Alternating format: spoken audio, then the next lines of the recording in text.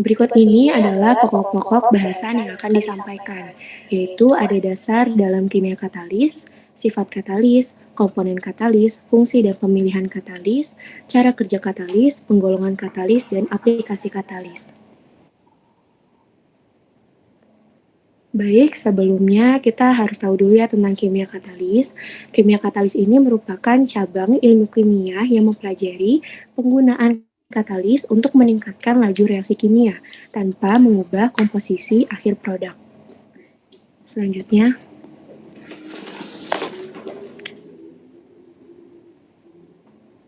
akan dibahas tentang dasar dalam kimia katalis yang dibagi menjadi 3 topik. Yang pertama adalah katalis, yaitu adalah zat yang berperan sebagai agen perantara dalam reaksi kimia tanpa mengalami perubahan secara permanen dan tidak mempengaruhi keseimbangan reaksi. Dalam mekanisme katalis bekerja dengan cara mempercepat laju reaksi tanpa ikut berubah secara kimiawi. Dengan adanya katalis, energi aktivasi yang diperlukan untuk mencapai tahap transisi dalam reaksi dapat dikurangi, sehingga reaksi dapat terjadi lebih cepat dan dengan efisiensi yang lebih tinggi. Faktor-faktor yang mempengaruhi katalis adalah sifat fisik dan kimia katalis seperti ukuran partikel dan juga luas permukaannya.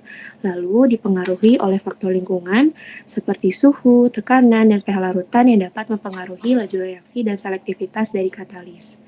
Yang kedua adalah energi aktivasi. Energi aktivasi adalah energi minimum yang diperlukan agar reaksi kimia tertentu dapat terjadi. Katalis bekerja dengan menyediakan jalur alternatif, di mana reaksi dengan katalis mempercepat reaksi dengan menurunkan energi aktivasinya tanpa mengubah nilai entalpinya. Yang ketiga adalah inhibitor katalis. Seperti yang sudah kita ketahui, di mana inhibitor ini merujuk pada zat yang berperan menghambat atau memperlambat berlangsungnya reaksi. Seringkali dengan cara mengganggu proses absorpsi atau mempengaruhi sisi aktif pada permukaan katalis. Berdasarkan kestabilannya, inhibitor itu dibagi menjadi 2, yaitu ada inhibitor reversible dan ada inhibitor irreversible.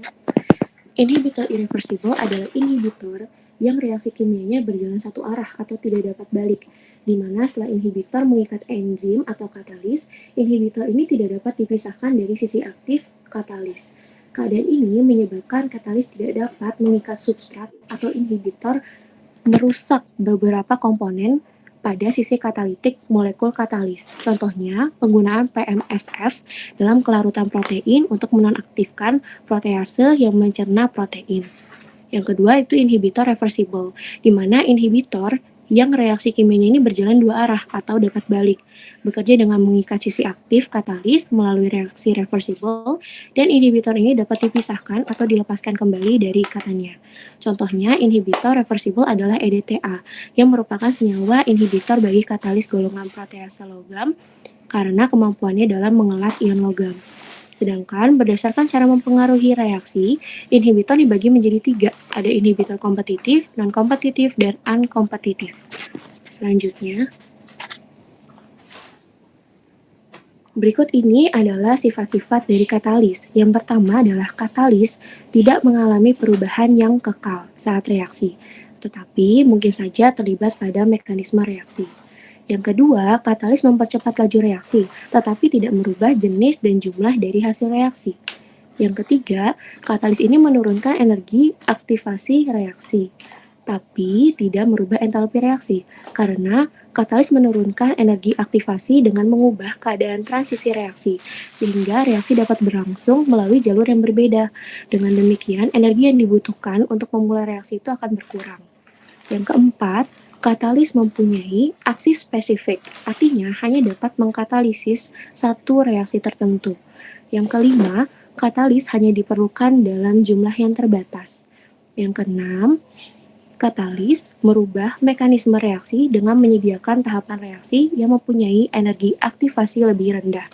Dan yang terakhir, katalis dapat teracuni oleh suatu zat dalam jumlah yang sangat sedikit sehingga tidak aktif sebagai katalis.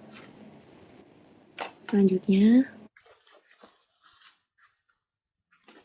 Selanjutnya, masih sifat dari katalis itu sendiri adalah tidak mengubah atau menggeser kesetimbangan reaksi, termasuk semua sifat termodinamikanya, seperti kecenderungan keberlangsungan reaksi yang berdasarkan perubahan energi bebas Gibbs, besarnya panas reaksi atau delta H, nilai tetapan kesetimbangan reaksi atau K, dan konversi maksimum reaksi yang dapat dicapai pada kondisi tertentu. Dengan ada atau tidak adanya katalis, sifat-sifat termodinamika reaksi tersebut tidak mengalami perubahan. Katalis hanya akan berpengaruh pada sifat kinetika reaksi. Selanjutnya, komponen katalis. Komponen katalis meliputi support, sisi aktif, dan promotor. Support merupakan komponen katalis yang berfungsi menjaga agar luas permukaan komponen aktif tetap besar.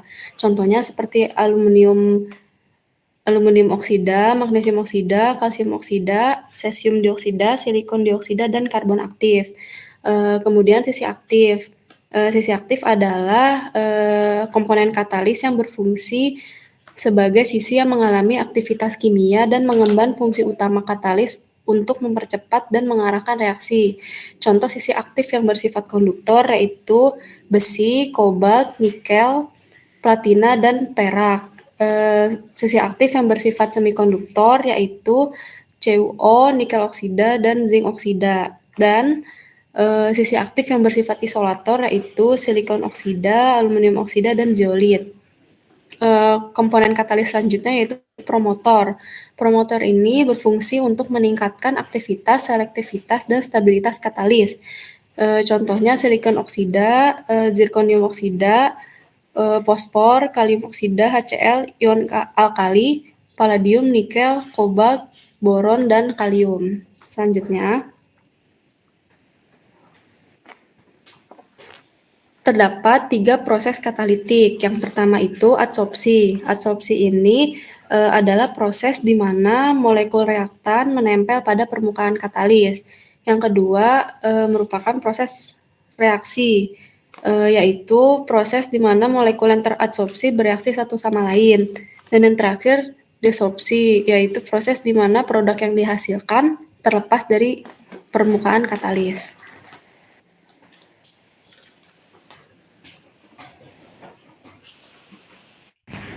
Berikutnya adalah fungsi katalis. Fungsi katalis dapat digunakan dalam pemilihan katalis yang tepat untuk efisiensi dan selektivitas reaksi. Faktor-faktor yang perlu dipertimbangkan yaitu aktivitas katalis, yaitu kemampuan katalis untuk mempercepat reaksi, selektivitas, yaitu kemampuan katalis untuk menghasilkan produk tertentu, dan stabilitas, yaitu ketahanan katalis terhadap kondisi reaksi. Cara kerja katalis yaitu dengan mempercepat reaksi kimia dengan menurunkan energi aktivasi yang diperlukan untuk memulai reaksi. Katalis membentuk kompleks dengan reaktan yang mempercepat laju reaksi dengan menurunkan energi aktivasi yang diperlukan untuk membentuk suatu produk. Nah, kemudian kompleks tersebut akan terurai